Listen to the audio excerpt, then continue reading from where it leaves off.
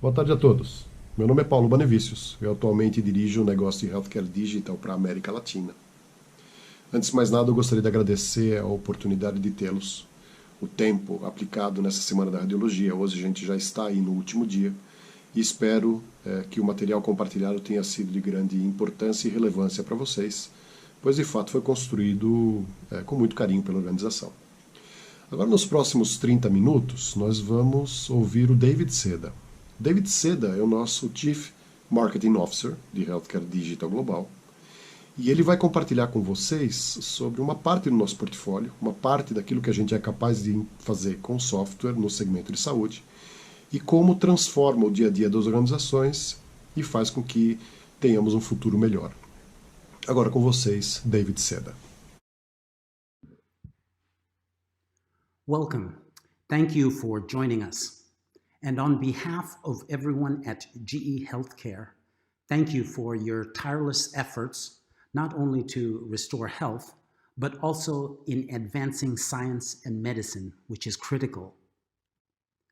As our world struggles and fights to prevail over this germ, maybe a word that captures a common sentiment is survival.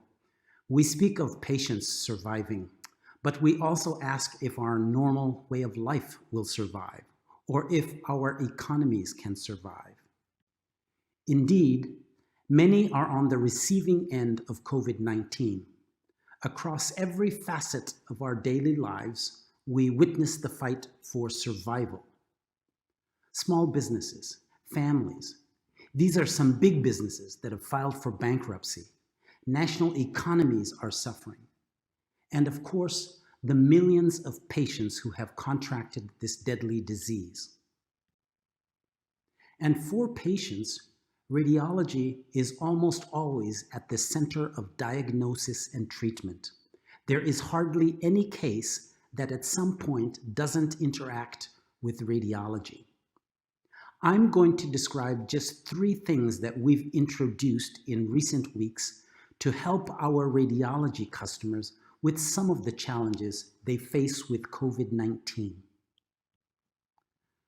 The first is remote access. How does a clinician working in a field hospital on a laptop or a tablet access a patient's history or priors? Many clinicians will have traveled from outside their home state to help and may not have access to the hospital network. Today, field hospitals are set up in football stadiums and convention centers and parks.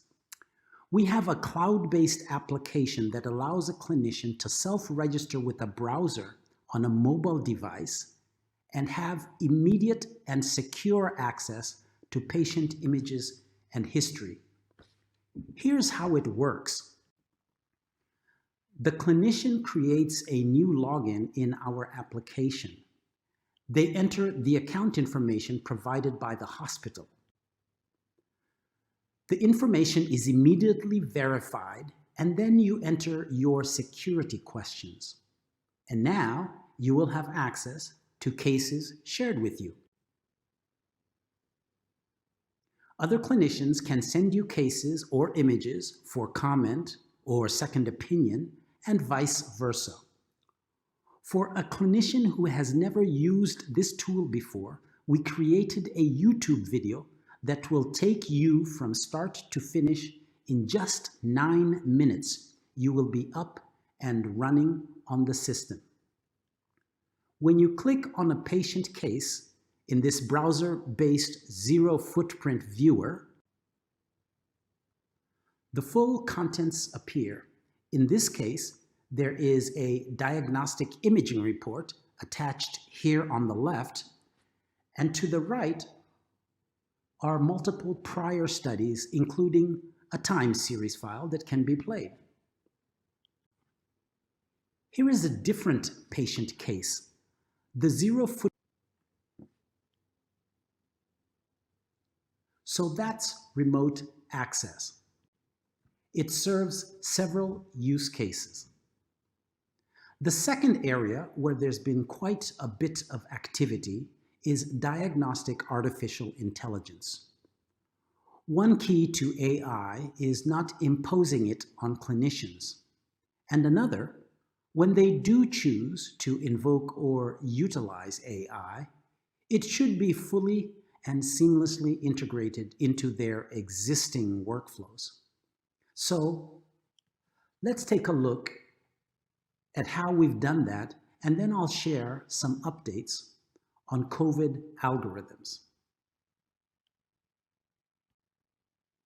On the left, studies coming from imaging modalities are today sent to the PACS, or a vendor-neutral archive.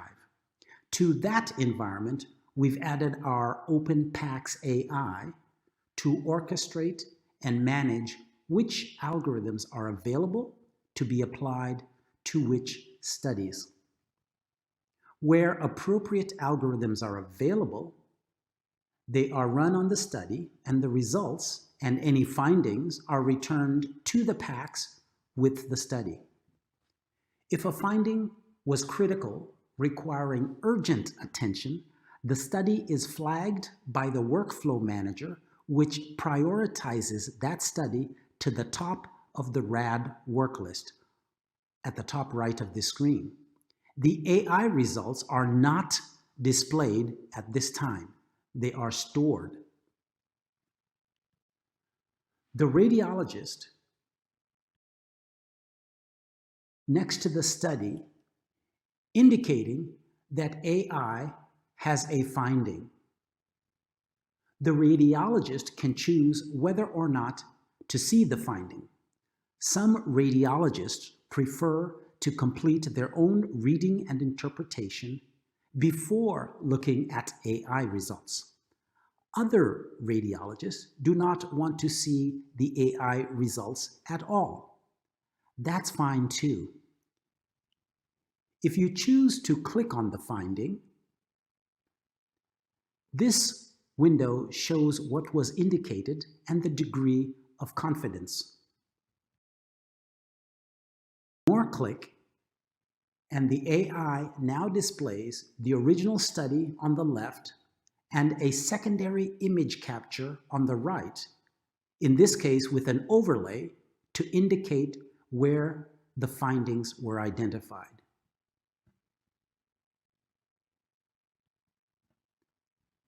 And again, the degree of confidence.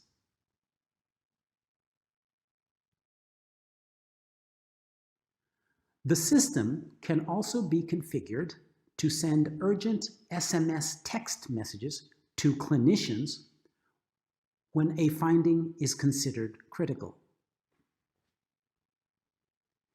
Because the system is open, it works with both GE and non-GE algorithms. Our ecosystem and list of algorithms is growing every week. Here are some of the algorithms that work with our OpenAI orchestrator. On the right, you can see several algorithms to detect breast cancer. On the left, you see a few algorithms to detect lung conditions. In response to the COVID outbreak, several companies with algorithms for lung, CT, and X-ray have updated their models and retrained them on COVID-19 datasets. As a result, Lunit has an algorithm that is being used in Korea and Brazil for triage and monitoring of COVID-19. ADOC also recently had their algorithm approved for detection and prioritization of incidental CT findings associated with COVID-19.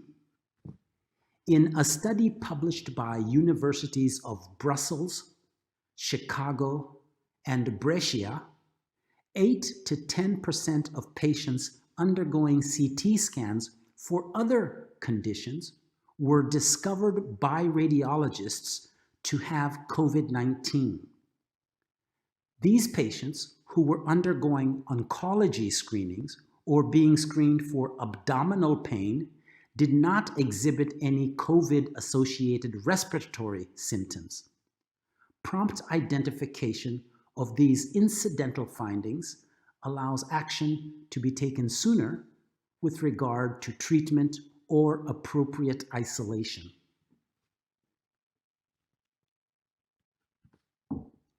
Here are some algorithms we are working on with River Rain Technologies. This one is Bone Suppress. It uses some very innovative image enhancement technology designed to increase the clarity of chest X-rays by suppressing bone on digital images. If you look at the image on the right, you can see what Bone Suppress does.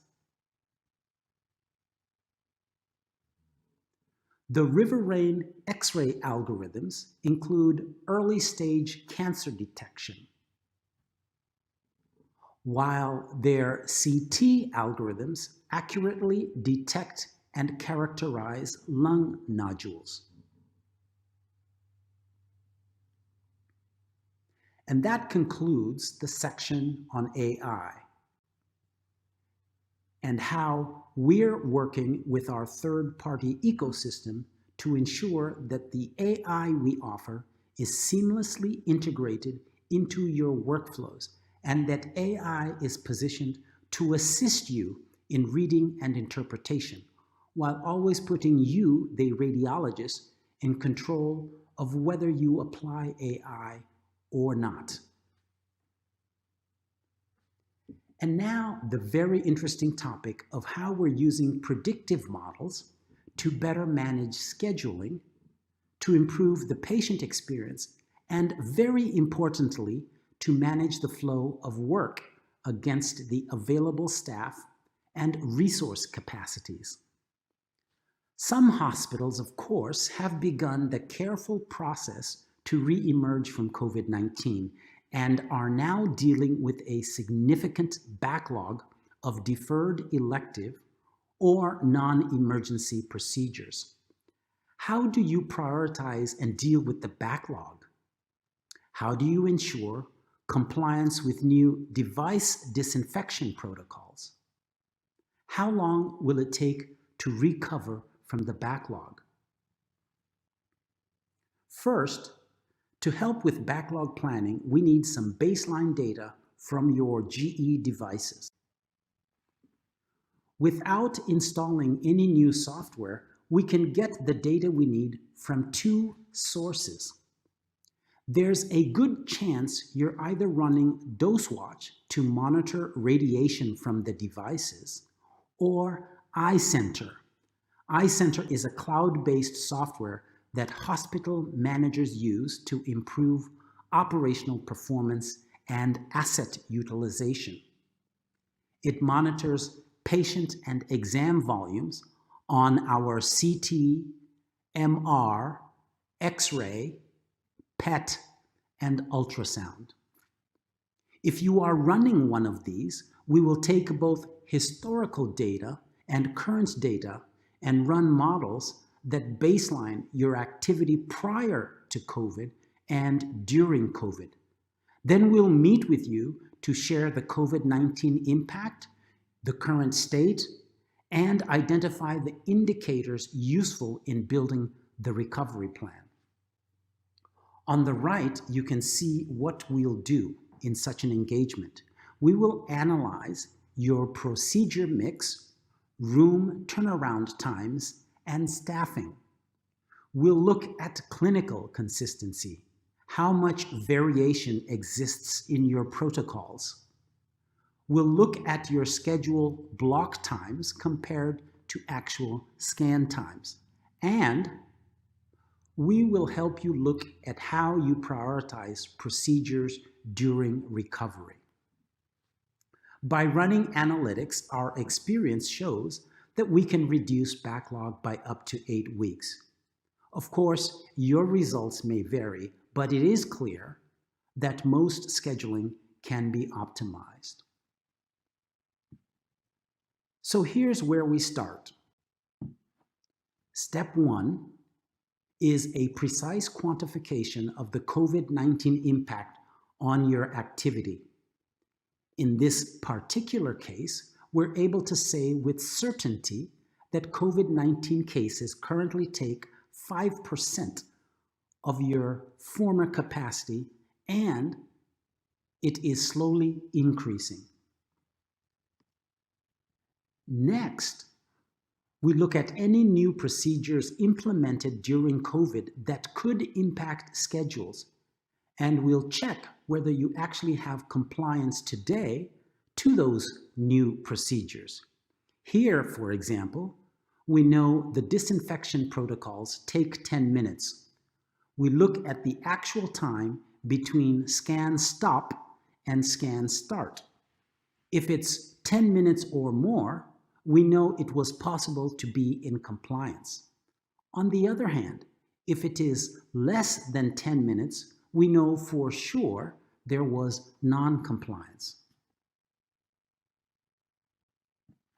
In step 2, your hospital will make a determination on what procedures to prioritize. We will help prioritize the exam types based on the backlog mix. Based on the time per scan, we'll be able to state how many slots are needed in order to recover from the backlog. Once we have that data, we'll look at what levers or variables you might be able to flex. Can you flex on hours or on staff, or can you add a device? We can show the impact of different strategies. Here, you see them as different scenarios based on what you can adjust: hours, staffing, devices. We can predict the impact on number of exams per week and the rate of backlog recovery. So this is truly an exercise of using data to predict, model, and plan for the re-emergence post-COVID.